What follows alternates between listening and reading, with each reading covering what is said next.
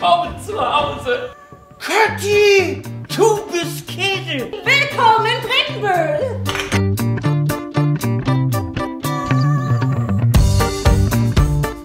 Ich find's scheiße hier. Bredenbühl 21. Was ist das? Die Zukunft. Und das ist uns Önergang.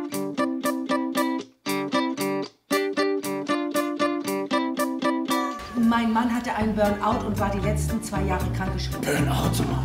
Du bist ein graudiger Vor. Der Marschgeister ist ein Fünsch. Marschgeister?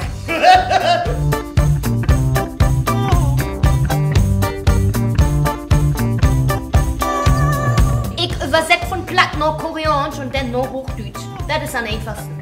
Wollte nur kurz Hallo sagen. Verhückerst uns schöne Heimat an Jichtensweg Investoren. Krass, seid ihr hier alle solche Freaks?